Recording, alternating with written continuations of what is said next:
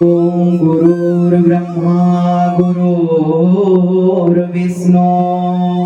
गुरुदेव महेश्वर गुरु साक्षात् परम ब्रह्म तस्मै श्री गुरवे नमः।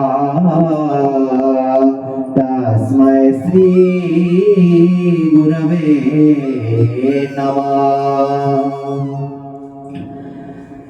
भागवत के पंचम अध्याय में, भागवत के महात्म्य के पंचम अध्याय में हम धुंधुकारी के बारे में जाने। अब भागवत महात्म्य के छठे अध्याय में हम भागवत के नियमावली के बारे में जानेंगे। भागवत का नियमावली क्यों बताया गया है? क्योंकि भागवत जो वक्ता है, भागवत के जो वक्ता है और भागवत के जो श्रोता हैं, वक्ता और श्रोता के लिए भागवत में कुछ नियम है, उसको भागवत के नियमावली बताया जाता है। तो ये नियमावली क्या है उसके बारे में हम जानेंगे। जैसे कि भागवत में बताया गया है, सनकादि ऋषियां नारद जी से कह रहे हैं, जैसे कोई शुभ कार्य होता है तो एक ज्योतिष को बुलाया जाता है। ज्योतिष क्या करते हैं? ज्योतिष अपने ज्योतिष विद्या से ग्रह गणना करते हैं, तिथि नक्षत्र राशि इत्यादि का गणना करके कौन से समय सही है इसका निर्धारण करते हैं। उसी प्रकार भागवत के नियमावली में, भागवत में बताया गया है कौन से महीने में भागवत श्रवण करने से पुण्य फल की प्राप्ति होता है और श्रवण करने का अवसर मिलने पर हमें श्रवण करना चाहिए और श्रवण करके हमें कैसे अपने आप को मुक्त करना है इसके बारे में बताया गया है। तो कौन से महीने में भागवत का श्रवण करना चाहिए? भाद्रपद, अश्विन, कार्तिक, मार्गशीर, आषाढ़ एवं श्रावण, ये 6 महीने में भागवत का श्रवण करने से, भागवत भगवान को श्रवण करने से, वाचन करने से क्या होता है? जन्म जन्मांतर चक्र से मुक्ति मिलता है। तो ये 6 महीना भागवत भगवान का पूरा आशीर्वाद रहता है। इस 6 महीने में भागवत होना नित्यंत आवश्यक है। तो और क्या बताते हैं? और बताते हैं जैसे हम शादी विवाह में धन इत्यादि का खर्चा करते हैं, बड़ा आडंबर से करते हैं, वैसे भागवत भगवान का जहाँ पर आयोजन होता है, जो जजमान भागवत का आयोजन करवाते हैं, वो भी उसी प्रकार से भागवत भगवान का आयोजन करना अनिवार्य है, करना चाहिए। क्योंकि भागवत भगवान का पूरा सम्मान होना चाहिए। जैसे शादी विवाहों से पहले हम जिन को निमंत्रण करेंगे उनके लिए निमंत्रण पत्र इत्यादि का प्रबंध करते हैं, उसी प्रकार कोई भी श्रोता, कोई भी यजमान अगर भागवत करवाते हैं तो उसी प्रकार वो सभी के पास पत्र भेजें, निमंत्रण पत्र भेजें। और निमंत्रण पत्र किस प्रकार होना चाहिए?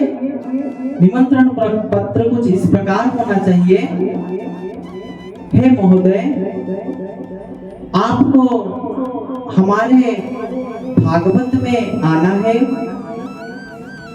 आकर सत्पुरुषों का दर्शन करना है, अपने आप को कृतार्थ करना है। आप हमारे भागवत में आइए और पूरा लाभ उठाइए, भागवत श्रवण कीजिए और अपने आप को कृतार्थ कीजिए। तो इसी प्रकार सम्मान पत्र हमें देना चाहिए। उसके पश्चात और क्या करना चाहिए?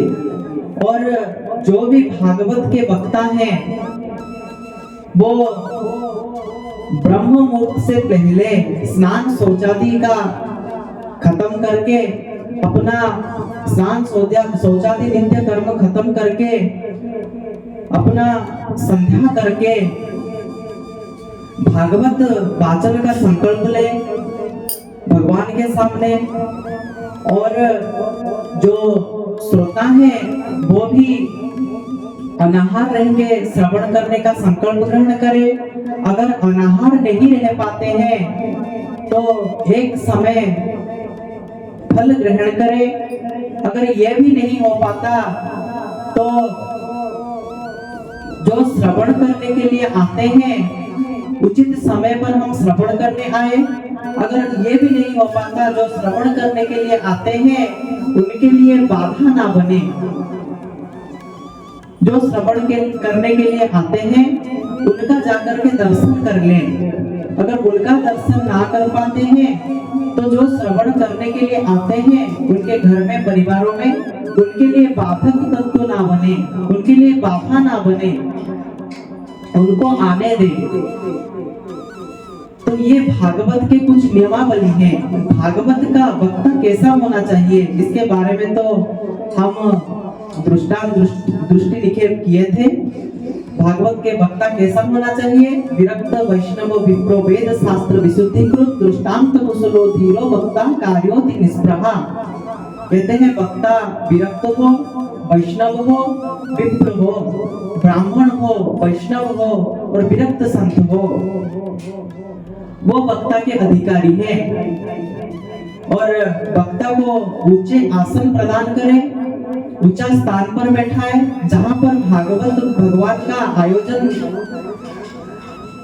किया जा रहा है वो स्थान को देख समझकर चयन करें। कोई तीर्थ स्थान हो, तीर्थ स्थान में भागवत भगवान का आयोजन करें, नतवा अपने घर पर करें, अन्यथा वन पर भी हम भागवत भगवान का आयोजन कर सकते हैं।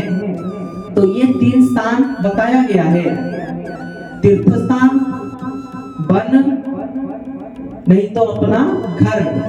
यहाँ पर हम भागवत का आयोजन कर सकते हैं।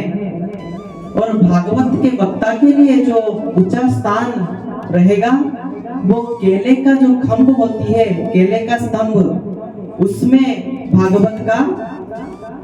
भागवत भगवान का वाचन करने के लिए वक्ता के लिए ऊंचे स्थान केले के खंभ से बनाया जाए। भूमि शोधन हो, भूमि का पूजन हो, चौक पुराया जाए इत्यादि करके, और केले के खंभे से सुशोभित मंडप का आयोजन किया जाए और चतुर्पार्श्व में फल, पुष्प, पत्र इत्यादि का प्रबंध किया जाए। और जो श्रोता है वो सावधान पूर्वक भागवत श्रवण करे, कोई ना कोई संकल्प लेकर भागवत का श्रवण करे।